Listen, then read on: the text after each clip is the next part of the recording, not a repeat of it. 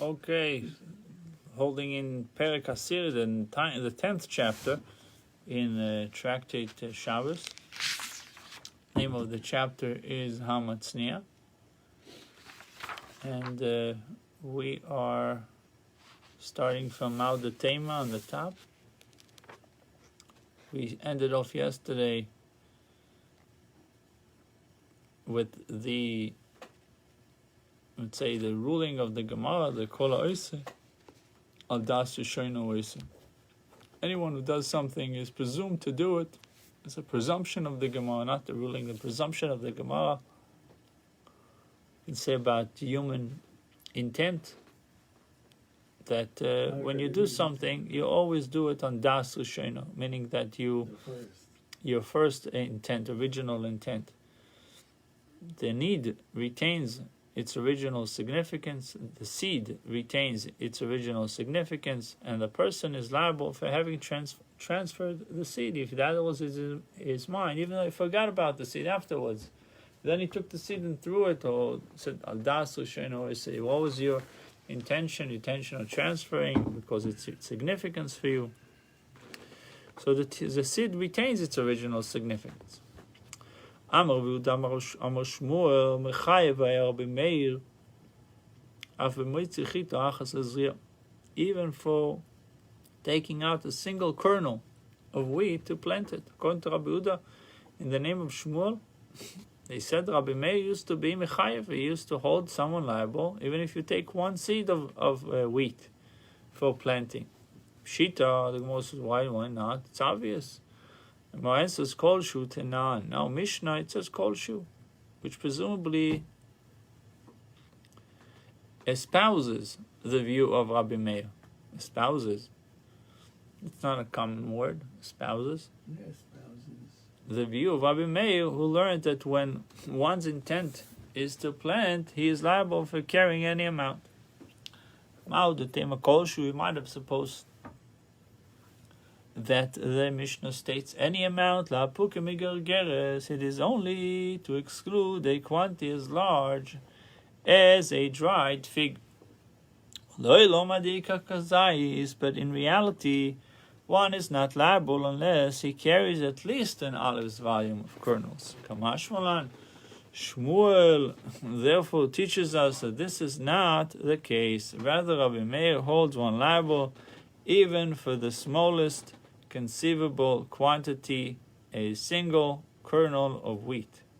As understood by Abaye, our Mishnah's basic premise is that one who accords importance to a minute quantity of things will, based on that intent, become liable for transferring those things to another domain. The Gemara now questions this general principle. Maskif Rav Yitzchak Bered Rav Yehuda, Rav Yitzchak son of Yehuda challenged this Elam Me'ato Chishev Leitzi Kol Beisei. But now, if one intends to take everything in his house, it is indeed so that he would not be liable Adamapik Lechule, unless he actually takes all of it out in a single act. This means quite unreasonable.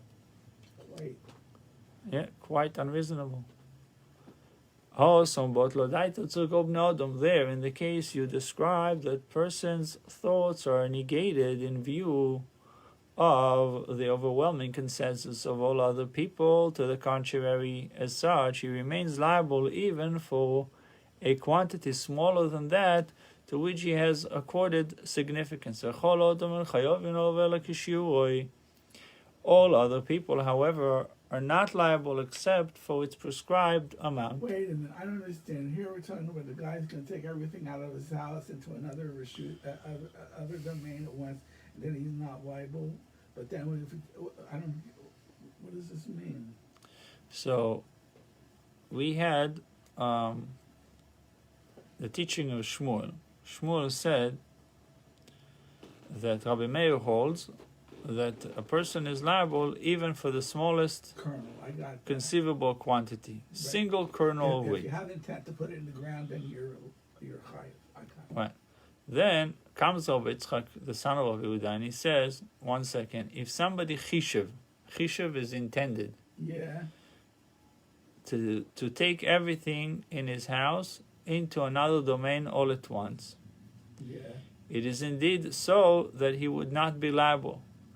Ad the mapik lekule, question mark. Is he not going to be liable until he takes out everything because that was his intention? I mean, if I have a stupid thought... Really, the idea is, do we really follow the intention of the person? And if his mind was to transfer his entire house, he's not going to be liable until everything went out of his house? What happened if he only took 99% of his house and he left, like Yaakov, it says Yaakov, when he crossed the river, he left Pachim Ktanim. He left this. Right. So he's not, he didn't do the job until he completed the final, he took the small chair from the house. So the Gemara says, no, you can't bring this example because Botla Daita Tzil Kolodo means that's not the overwhelming consensus. That's not what most people do. For most people, you transfer something, that's the malacha itself. It's not, oh yeah, my intention is to completely remove the entire house. If not, it's not done. Listen, I just had it. I couldn't wrap my arms around it.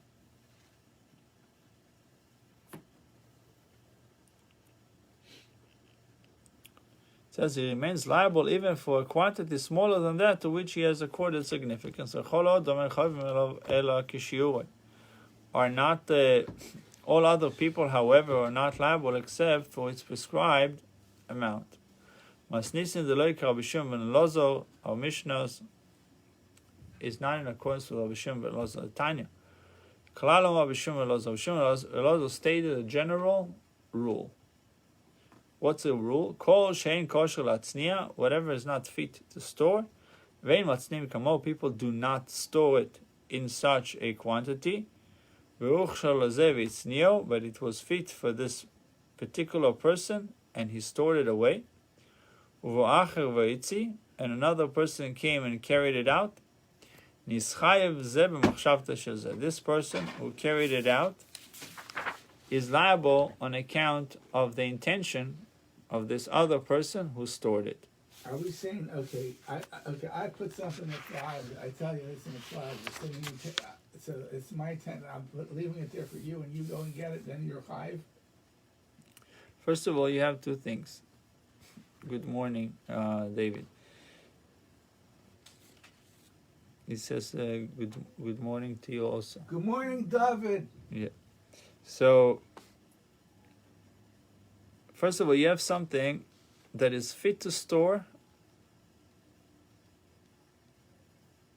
What is the rule of Rabbi Shimon ben Elazar? See, first understand the rule that he said. Whatever is not fit to store, right, or people do not store it in such quantity. It's a very small amount, so people don't store it. But it was fit for this particular person, and he stored it away. So for him, let's say, give an example. Bobby pin. Okay, people don't store it away. Right. But you specifically have something that you need to use it for. So you did store it away. Yeah. You stored the bobby pin away. Okay? Yeah. Nischayev zeh b'machshavtei shel zeh.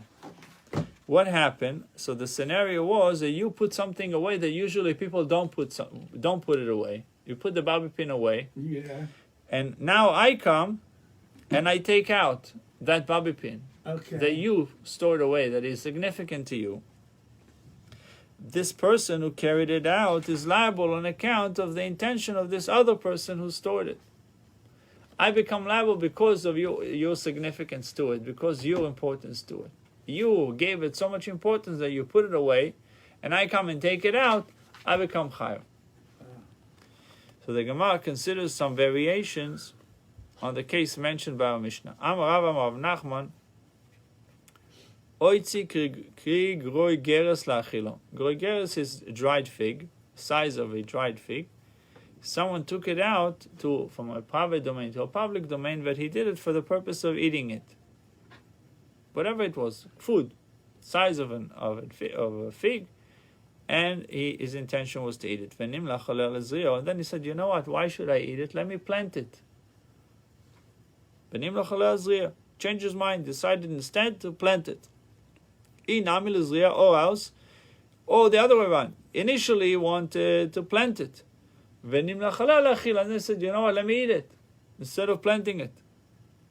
Chayov. In both cases, he is liable for the malacha of transferring. So the Gemara questions the necessity to even state this teaching. He said, Pshita, it's obvious. It's just, that's the measurement, the size of a fig, and he took it out, and he had intention of taking it out. Why wouldn't he be liable? The requisite volume is present. The dried fig, the size of a fig. And go here to the moment he set down the item, and the requisite volume is present. Why is there any reason to doubt his liability? So the Gemara says, maybe you might have said that in order to be liable for carrying, you need to do akira v'anocha, right? We learned it many times. To uproot it and then to rest it, right? Right. He calls it over here removal and setting it down. Okay. Okay? Right. But it needs to be done with the same intent. Mm. I have the intent to remove it from one place, from point A, and I'm setting it down in point B. Okay. That's the intention. So I would think, since he had... When are you liable? When you have this intent in mind. But in this case, his intent was changed. Because he wanted to take it for planting, and he decided to eat it, or vice versa. Right. So I would think that maybe he shouldn't be liable. Comes the Gemara tells the Kamashman that he is liable. But whatever. But originally said the original thought is the one that counts. Right. But he over here he changed. Right. He did something completely different than what he wanted to do. Already. Right. So, comes the Gemara and tells you this case, and the Gemara says that he is liable. So the Gemara says it's obvious that he is liable because he had the requisite volume. Right. So he says, so what's the chidush that he is liable? He says the chidush over here that you might think that since he didn't have the same intent when he removed the item from point A, he had an intent, he had machshava to plant it. Yeah. And instead he ate it. Yeah. So maybe he shouldn't be liable because the akira and anocha was not done with the same intent. The removal and the setting down was not done with the same intent. Come to Gemara and tells that even in that case he's liable. Yeah. That's the answer of the Gemara. Kamashmalan, Rav Nachman informs us that there is no such requirement that he should have the same intent for akira and anocha for the removal and the setting down, and he's still liable. So what happened if he took half the size of a dried fig to public domain intending to plant it? V'sofcha. And then it swelled up. So the half size of a fig turned to be a full size of a fig, okay? Okay, that could happen. It swelled to the volume of a full dried fig. Right.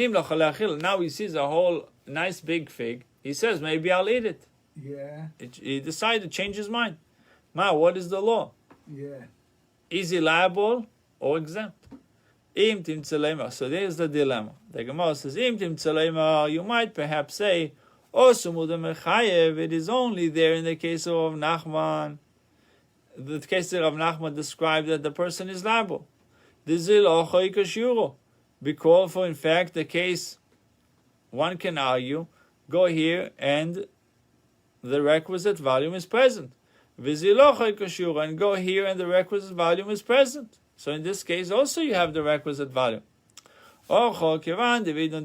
Since at the time he first lifted the object and took it out, did not have the requisite volume, was only half a fig. We should not be liable. That's one way of looking at it. When did Rav Nachman say that he's liable? When you have the requisite volume. In this case, when he picked it up, there was no requisite volume. Or you're saying, fine, there was no requisite volume, but then when he carried it, actually walked with it, the requisite volume was there. So he should be liable.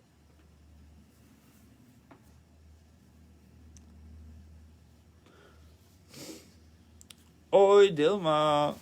So initially the thought is maybe he shouldn't be liable because the time that he took it out, it did not have the requisite volume. Or since if the person had remained silent and not decided upon a new intent before setting the item down, he didn't think about a different intent. Is still liable because of the intent of planting. Right. So too he should likewise be liable. Since the person remained silent and not decided upon the new intent, he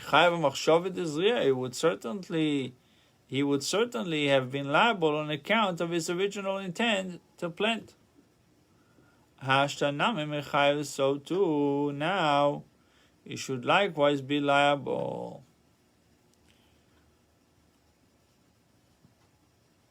A person took a quantity of produce the size of a dried fig out to a public domain for the purpose of eating it. Vitzomko, and the meat transfer and shrank in size. At which point he changed his mind and decided instead to plant it. Now, in such a case, what is the law? Is he liable or exempt for the transfer?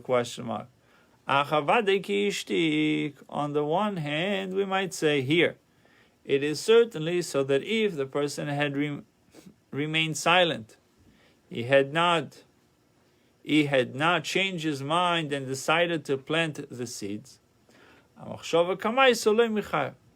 he would not have become liable on the basis of his original intent to eat the seeds.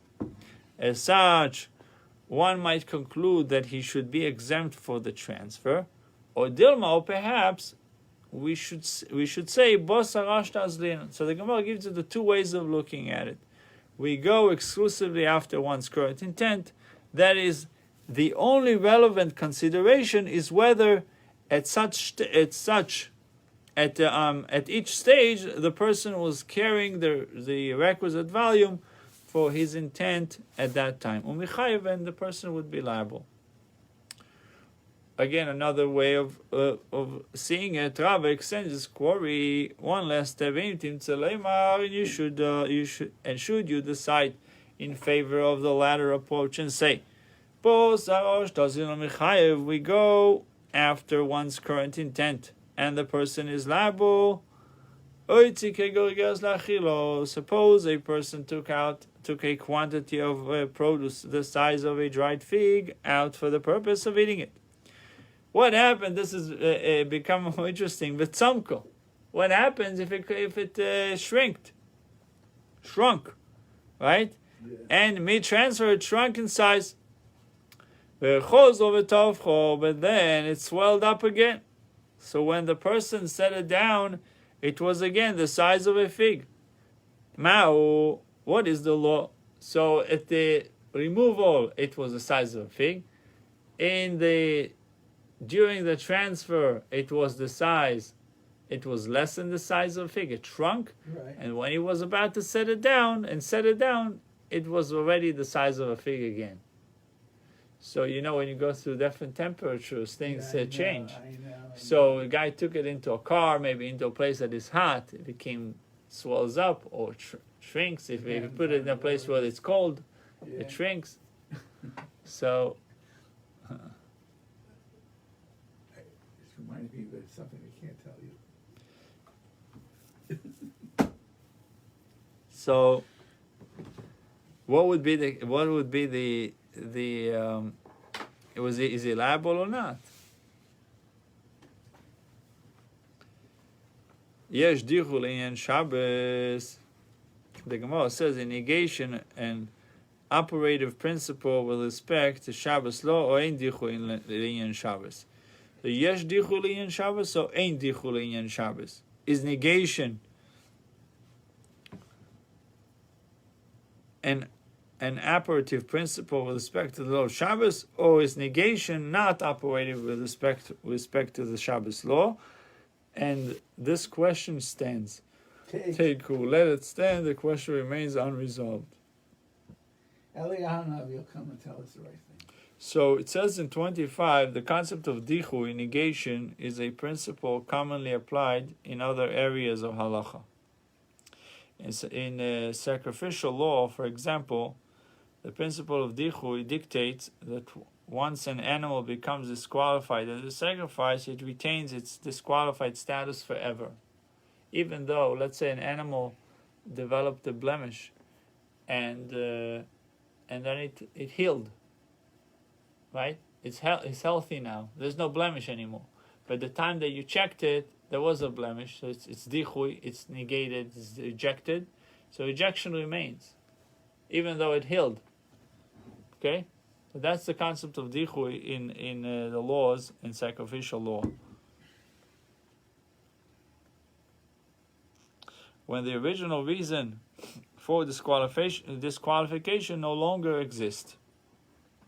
You could add a little blemish and then it got better, then you could use it. No, can't. That's dichui. That's the laws of dichui. So the behemoth, I don't know, got some kind of a bump, whatever it is, and then it healed. You can't use the behemoth on the principle. So here it is. The principle of dichui dictates that once an animal becomes disqualified as a sacrifice, it retains its disqualified status forever, even when the original reason for disqualification no longer exists. Very clear. So the Gemara here questions whether a similar principle applies in the area of Shabbos law.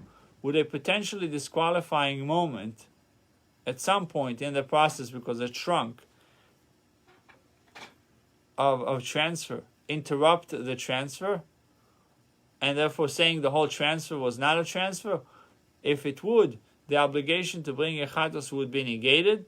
For the original akira, the removal would be rendered void, because and the hanacha would stand alone.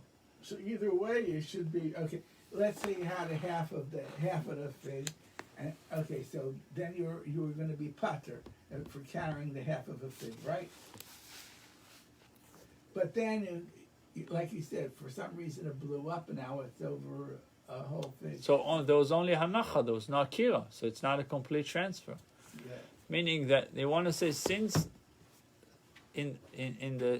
while it was traveling, the object was traveling, the food was traveling, the food, at some point it was less than a fig, then maybe we'll say dichui, it's rejected, meaning that even the beginning was not considered akira, was not considered removal. But the Gemara remains in question. There's no... Okay, well... In regards to sacrificial law, it's clear.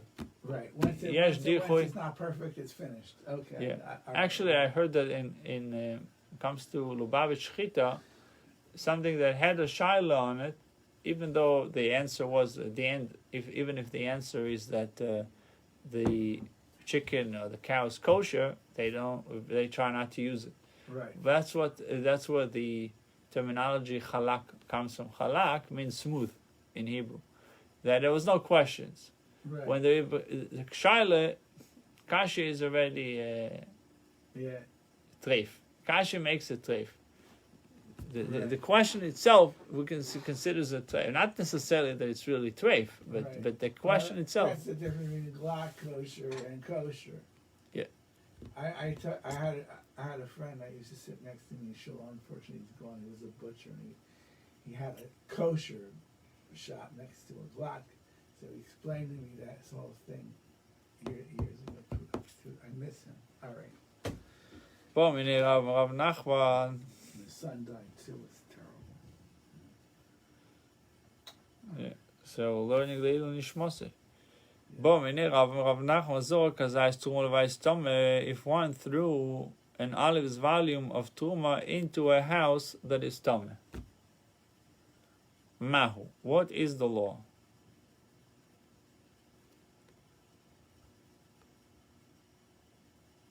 So if somebody threw an olive's volume of Truma into a house that is Tame.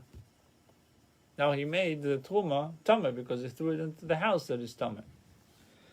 Lemai, with reference to what area of law is Rabbi asking this? Ili and Shabbos, if he is asking with reference to Shabbos law, he wishes to know whether one who throws the stuma from a public domain into a tameh house on the Shabbos is liable of transferring. Surely the answer is obvious. The equivalent of a dried fig is needed for liability, and olive's volume is not enough. Ili and Tuma, if he is asking with reference to the laws of Tuma, he wishes to know whether the Turuma that landed in the house can now transmit Tuma to other food. And surely this answer is obvious too. The equivalent of X volume of foodstuff is needed, and olive's volume is not enough. What then? Rava's question. Le'ilom Shabbos. Rabbi posed this question with reference to Shabbos law. And when he was speaking of a case where there already was some food inside the Tomeh house, the volume of which measured somewhat less than an egg. And this small morsel thrown into the house landed next to the food already there, so that it rounded it out to the volume of an egg. Mai, in such a case, what is the law with the mitzvah l'inyan tuma?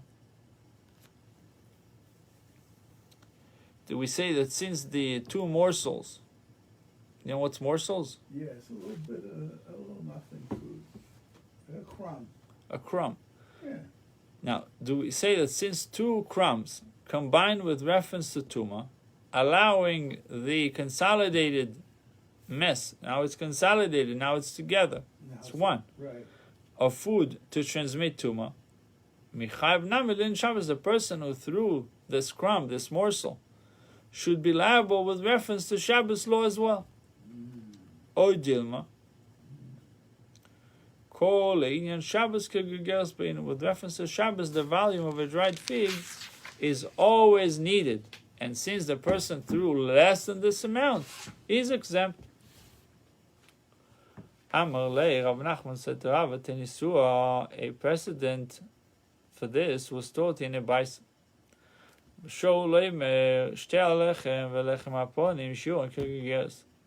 The two loaves and the showbread, as far as transferring on the Shabbos is concerned, the prescribed amount is the volume of a dried fig. Rav Nachman analyzes the Baisa to deduce his proof. Why, indeed, ought that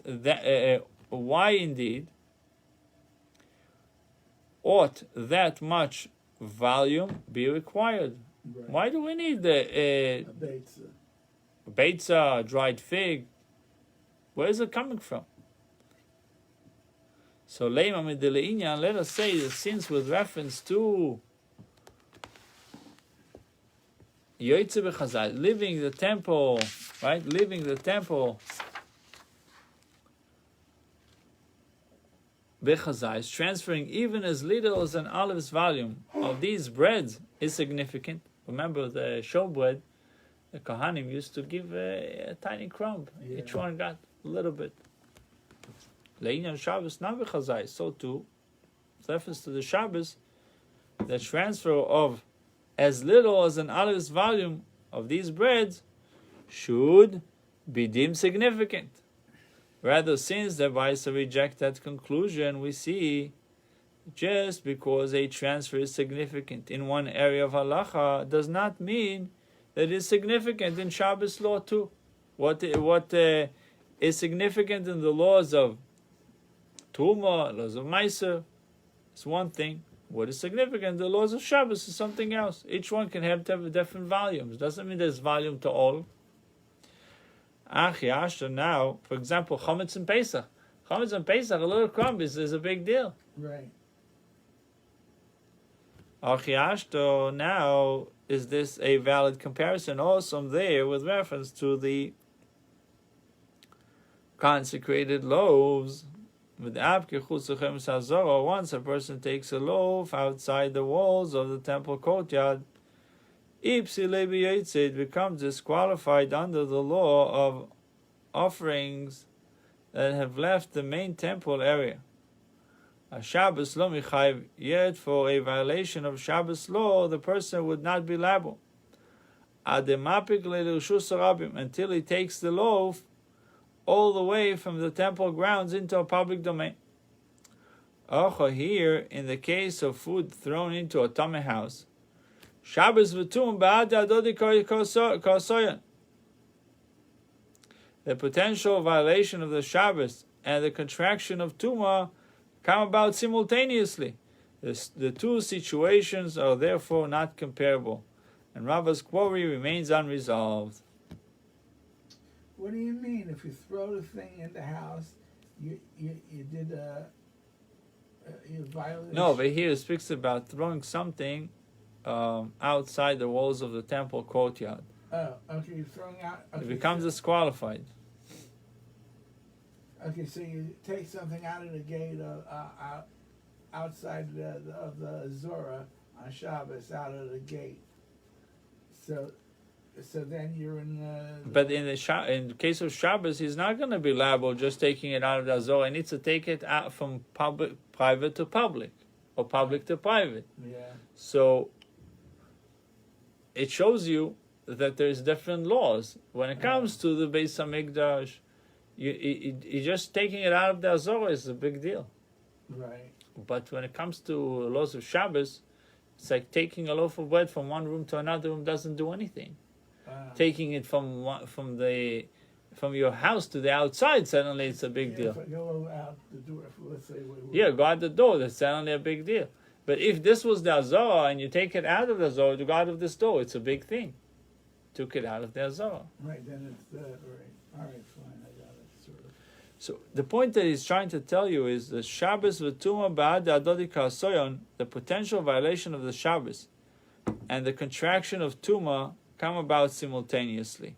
If you look at number 6, he says, that is, the food thrown into the house become capable of transmitting Tuma only once it landed next to the other morsel of food already in the house, combining with it to achieve the volume of a full egg.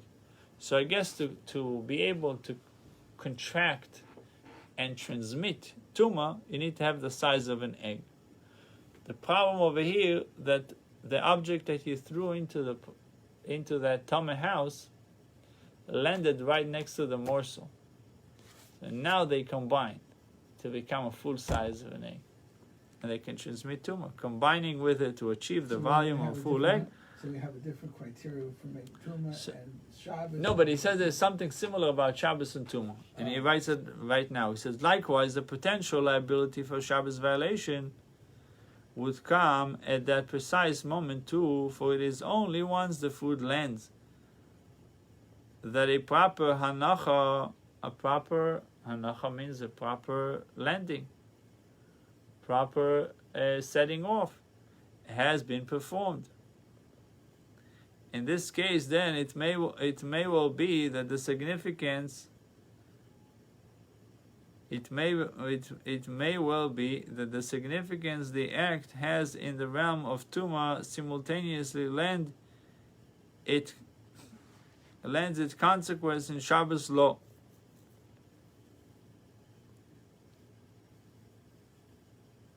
Now becomes clear why Rava described a case where food was thrown into the house, rather than merely having been placed there. For elsewhere it was taught that when an item being carried comes within 3 tefachim of the ground, it is deemed to have rested. Right. As such, had the person carried the food into the house, the transfer would have been complete.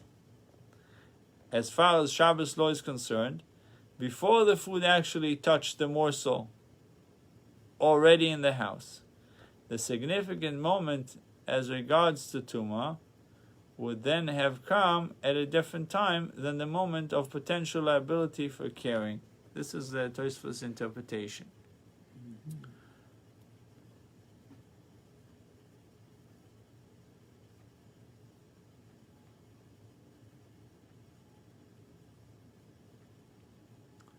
Likewise, if the person who stored the seed returned and brought it back from the public domain, then he as well is not liable except for its prescribed amount. Pshita, but this is obvious. Once a person decided not to plant the seed, it stands to reason that he is treated just as any other person for whom the transfer of a single seed is not significant act. We're dealing with an example where the person did not actually state that he was changing his mind, but instead simply threw the seed back into the storehouse from which it came. Okay, Monica. Moreover, its position in the storehouse is distinct and recognizable. He put it back in its place. We might have said, since its position is distinct, and the seed has not simply become lost among the rest of the seeds in the storehouse. You know where to find it now. It's back in its place. The seed maintains its original status as something that was especially set aside. Kamashmalan, the Tana therefore teaches that this is not the case. Rather, since he threw the seed back into the storehouse with his other food, batle, we presume that he has annulled that intent completely. New Mishnah. If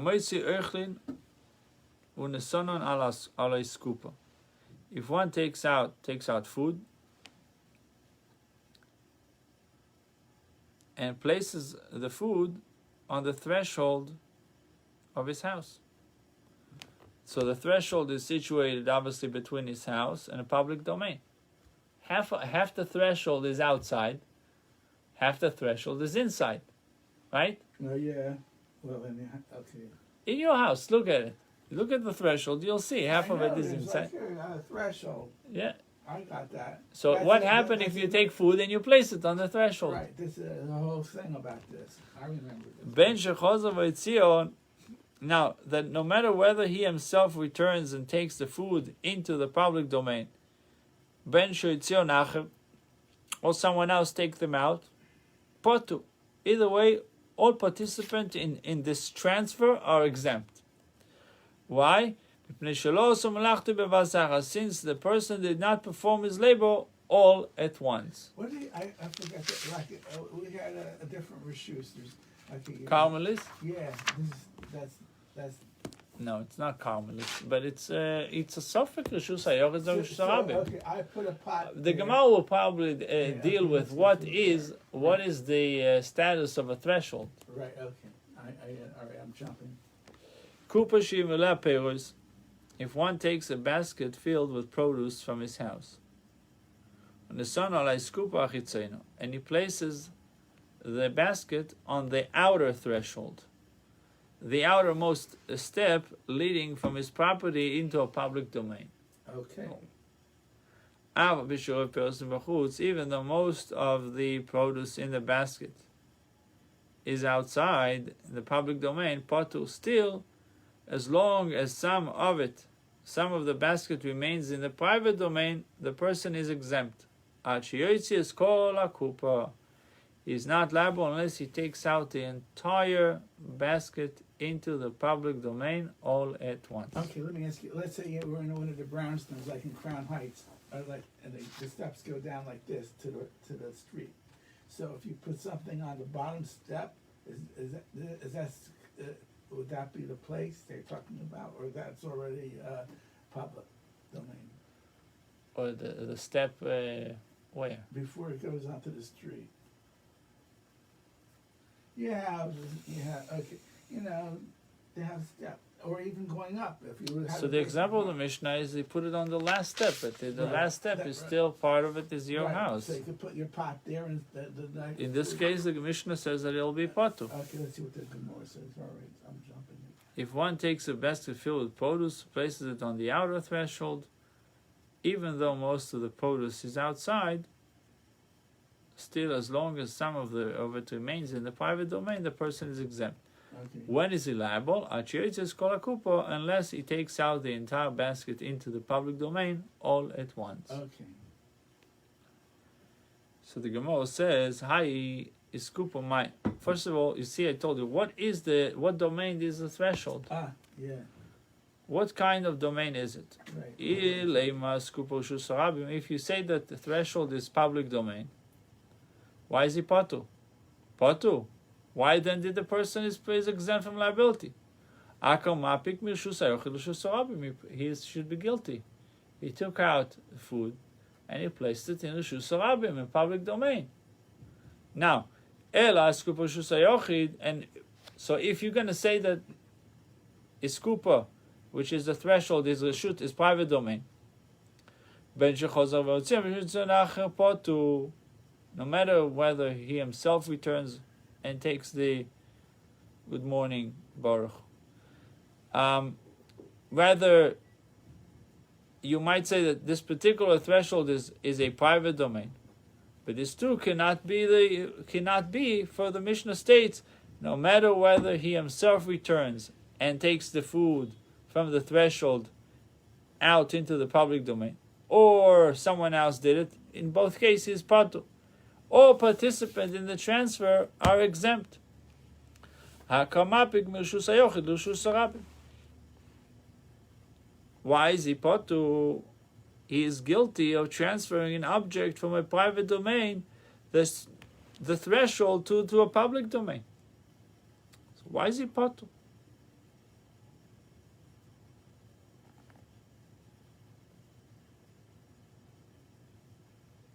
So having shown then that the threshold can be neither a private nor a public domain. So what is a threshold?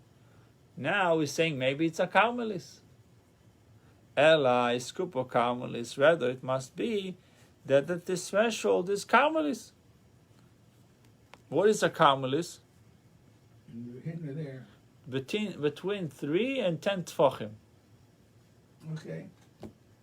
Tefach is about 5 inches. Right. So 15 inches Handbreadth. to 50 inches. Right. That's a lot. The max. But I don't know if we can say that the threshold is that big.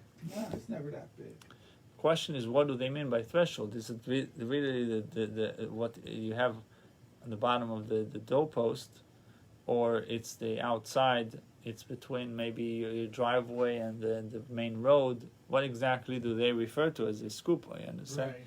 It could also be a question. But in general, the Gemara tried to say it's a Shus Harabim, didn't make sense, because then it's for Shul Chayav. And the Gemara says it's a Shus Hayochi. Yeah. Then if somebody takes it from a Shus Hayochi to Shus Harabim, he also should be Chayav. Why is he Potu? Right. So then we say maybe it's a Carmelis. Right. So let's see if it works as a Carmelis. It's a Carmelis, it's on Rishus, right? On domain. It's not public and it's not private. Yeah. Ela is kupo kauzaka mashmalan, and it is this that the Mishnah teaches us. Time of the Nochber Carmelis, the only reason the person is exempt because he placed the object down in the Carmelis. The threshold is a Carmelis. Halo Nochber Carmelis, but had he not placed it in the threshold, but had merely walked through the Carmelis, Michavi would have been liable. The Gemara notes that there are, in fact, other Tanoim who would not subscribe to this principle. Masnisin de loike ben Azai. The Mishnah does not accord with the view of Ben Azai. The Tanya, Ben Azai said, if someone transfer an object from a store. We are holding in 91b3, Tractate Shabbos, chapter 10, 91b3.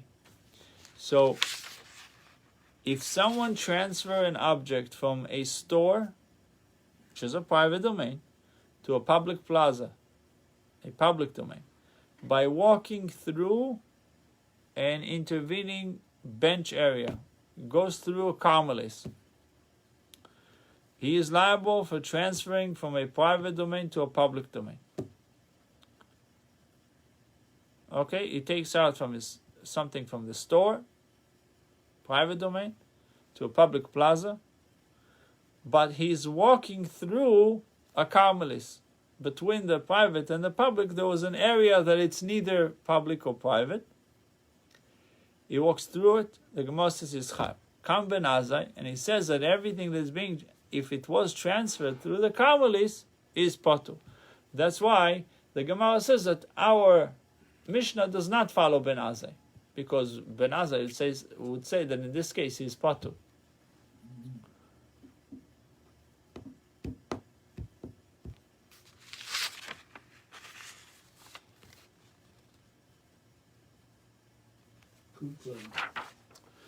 Kupa Shimeleo. If one takes basket filled with produce from his house, right, and he places it on the outer threshold, the Gemara says that he is potur also.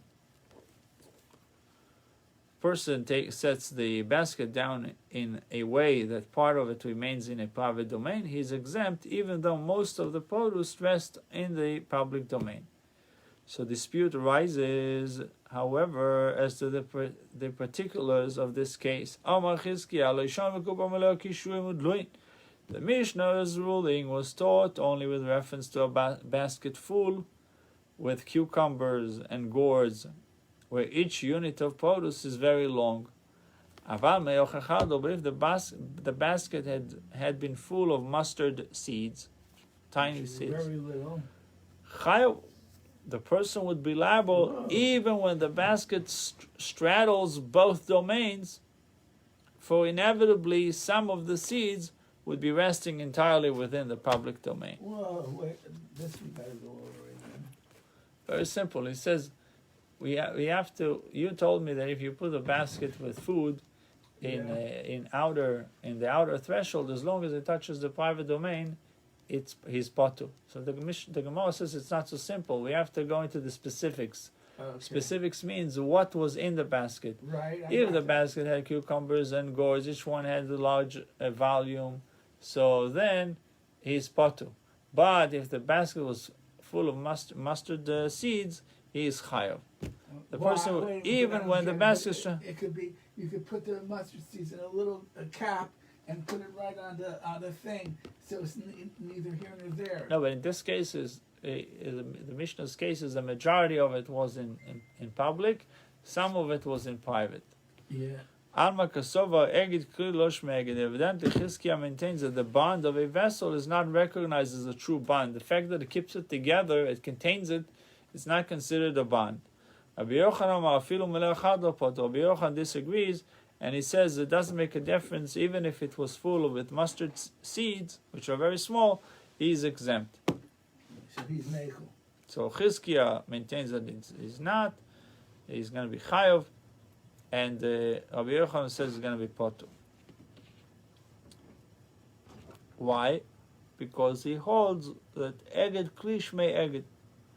Rabbi Yochanan maintains that the bond of a vessel, the container keeps something together, is a true bond, and therefore, when the vessel is still, reading 25, when the vessel is still touching the original domain, it will bind the item within it to that domain. So it binds the item with the private domain. The fact that it touches the private domain, it binds it together, makes it one.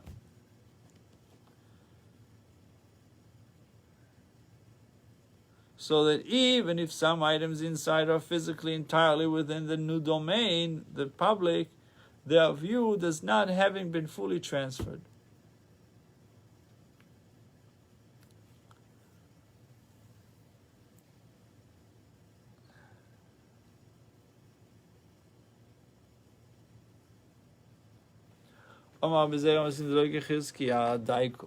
Our Mishnah does not precisely conform with Chizkiah. Nor does it precisely conforms with Rabbi Yochanan. It does not precisely conform with Chizkiah Diktani, for it teaches that the person is exempt unless he takes the entire basket out into the public domain all at once. Seemingly then the only cause for being liable is taking out the entire basket. But should one take out all the produce without taking out the whole basket, but to here he would be exempt. Evidently then our Tana maintains that the bond of a vessel is recognized as a true bond, unlike Chizkiah. The Gemara now shows that Rabbi Yochanan too will encounter difficulty with our Mishnah's wording. Ki Rabbi Yochanan lo daika, the Mishnah does not precisely conforms with Rabbi Yochanan either. Why? The Ktani, for it teaches that even when the basket is placed down, even though most of the produce is outside in the public domain, still the person is exempt. Time of the roiv peros, seemingly then the cause for being exempt is because most of the produce had been taken out. None of the produce had been completely taken out. As the Mishnah deals with produce such as cucumbers and gourds, hakol peros, now this implies that had all of the produce been taken out to the public domain, even though the vessel itself is still bound to the inside, it is still partially within the private domain. Partly. It is still partly within the private domain. Chayav, he would be liable. What's the difference between partially and partly? I don't know. Half of it? Partially. I don't know. There's nuances. Nuances. Okay. Alma Kazova Egid Kli Loishmegid. Evidently, the Tana maintains that the bond of a vessel is not recognized as a true bond. A position inconsistent with that of Rabbi Yochanan. But the Mishnah then is difficult. It first seems to take one position, and then it seems to take another. Chizkiah interprets the Mishnah according to his understanding. Rabbi Yochanan interprets the Mishnah according to his understanding. Chizkiah interprets the Mishnah according to his understanding as follows. The Mishnah states he is exempt unless he takes out the entire basket. He takes the entire basket out into the public domain all at once. In what situation does this ruling apply? Situation where the basket was full of cucumbers and gourds, in which case it is virtually impossible to transfer all the produce without transferring the entire basket anyway. But where the basket was filled with something like mustard seeds, where the entire piece of produce could change domains before the entire basket, then should that indeed occur, it is as if the entire basket were taken out to the public domain, and the person is liable. The Gemara now explains how Rabbi Yochanan would interpret the Mishnah. Rabbi Yochanan interprets the Mishnah according to his understanding as follows. The Mishnah stated, even though most of the produce is outside in the public domain, still the person is exempt. And he is not only exempt when just most of the produce is outside, that afilu kol peris, rather, even where all the produce was taken outside potu, still the person is exempt unless he takes out the entire basket. The Gemara attempts to decide the dispute between Chizkiah and Rabbi Yochanan. What exactly their issue? So far we saw that according to Chizkiah, if you place a basket full of mustard seeds in the outer part of the threshold, you are liable. According to Rabbi Yochanan, you're not liable. So we wanted to say that maybe it has to do with the bond. If it's the place where the basket rests, since it touches the private domain, it bonds with the private domain. Therefore, it's not considered taking it out. According to Chizkiah, it's not bonding with the private domain. Therefore, it's not private. You took it out into a public, and these are mustard seeds, and they're as if they are entirely in the public domain. So the Gemara wants to try to decide between Chizkiah and Rabbi Yochanan who is right on this one. Or maybe the halacha would be like. So basically, they challenged Chizkiah from the following right. And he told Chizkiah, listen, if one took a spice peddler's basket out of a private domain. Peddler's basket, I guess those merchants who walk around from one place to another, peddlers. So take out spices, and and he placed it in the outer threshold, part of a public domain, in a way that a portion of the basket is still within the private domain.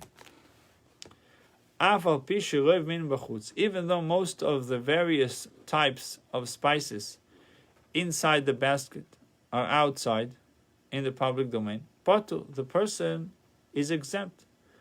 Unless he took the entire basket into the public domain all at once. Assuming that we are dealing with a basket containing small bundles of shredded spices, the Baisa poses a difficulty for Chizkiah, for although some bundles have surely come entirely into the public domain, still the Tana exempts the perpetrator. Here you go, he's exempt. Why Chizkiah says in the case of mustard that he's liable?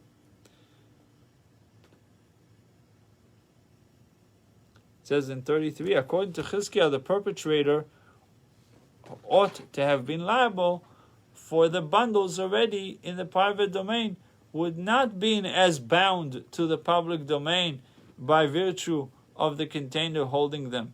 The case is essentially comparable to that of the basket of mustard seeds described above, where although the basket straddles two domains, sits on two domains, some of the units inside are entirely within the new domain.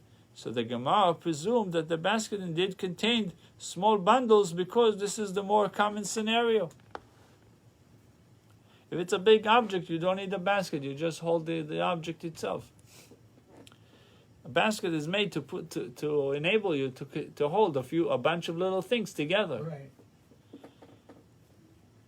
So Chizkiah would say to you, Achav Ma'askin, what kind of case we are dealing with here? A situation where the basket contained bundles of long stems, each of which spans the full interior of the basket.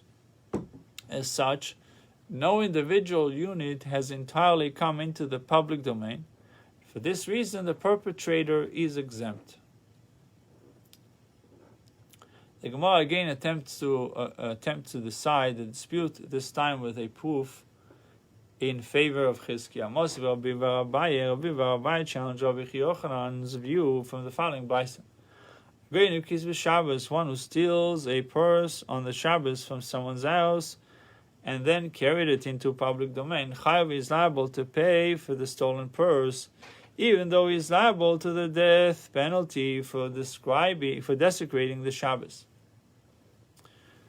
So again, someone steals a purse on Shabbos, someone's house, someone walks into your house, takes your purse, carries it into public domain. He is liable to pay, obviously, for the stolen purse, even though he is liable to the death penalty for desecrating the Shabbos, taking from one domain to another. Shekvan is chai v'gneva, but he has already become liable for committing theft Before he committed the violation of Shabbos, he committed the violation of stealing.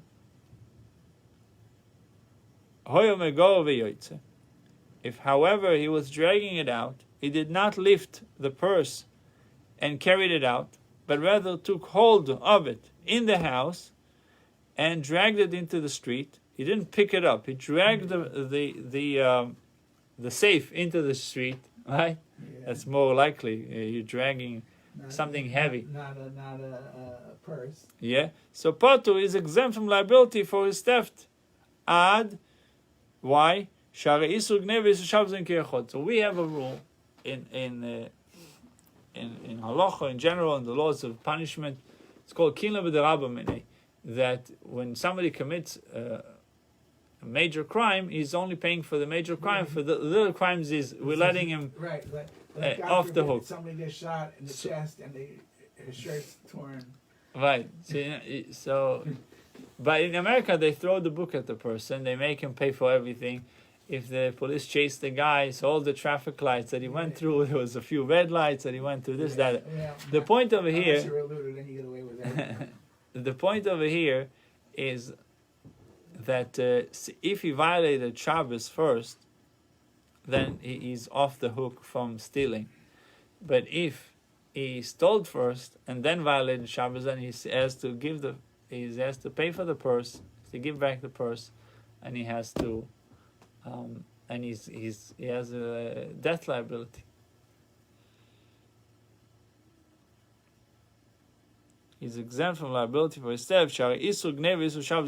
Because in this case, the prohibition against theft, prohibition against Shabbos comes simultaneously, and it says in 37, in the case of the act of acquisition that constitutes his theft is meshicha, right, pulling.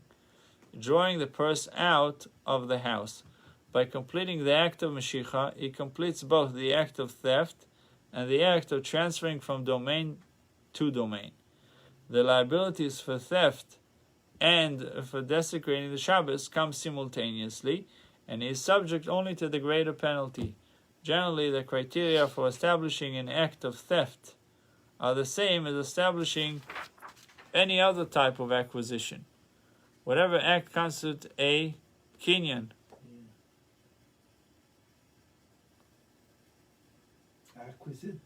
Acquisitory act for a particular item constitutes an act of theft if it is done to someone else's item with the intent to steal. Mashiach is the act of drawing the article being acquired into the domain of the acquirer. Rashi notes that the Baisa here cannot refer to a case where he dragged the purse directly into a public thoroughfare, for in that case he would not yet be guilty of theft, since he has not drawn the purse into his domain. Rather, he dragged it into a public domain. So the Gemara in Ksubis 31b explains that the Baisa speaks of a case in which the thief dragged the purse to the shoulder of the public thoroughfare. And follows the view of Rabbi Lezer. According to Rabbi Lezer, Mashiach is effective in the shoulder of a thoroughfare, meaning the border of thoroughfare. This, since this is not crowded area, and it approximates private property. However, as regards the Shabbos labor of transferring, it is not considered a public domain. It is considered. Yeah. As regards the Shabbos labor of transferring, it is considered a public domain, even though it approximates private property, since crowds sometimes overflow into this area as well. For another possible explanation of this case, Ksubis 31b.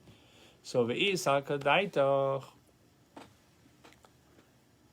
Now, if it would enter your mind to say, Eged klish me eged, the bond of a vessel is regarded as a bond.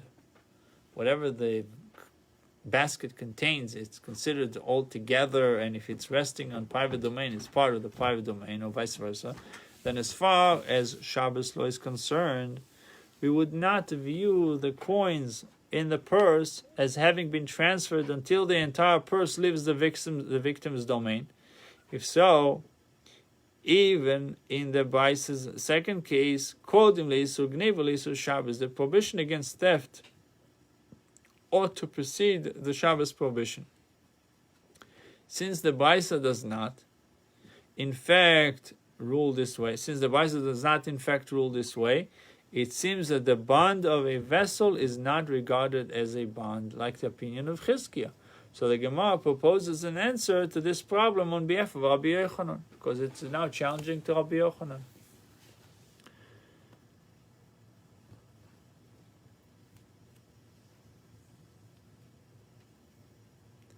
Rabbi Yochanan would say to you, if the thief took the purse out of the victim's domain by its mouth, dragged it with his mouth, Achinami, then indeed you are correct. The prohibition against theft would devolve first theft, because he put it in his domain, so therefore he acquired it. But here in the Baisa, what kind of case are we dealing with? The Abkeder Shulov case where the thief took the purse out by its underside.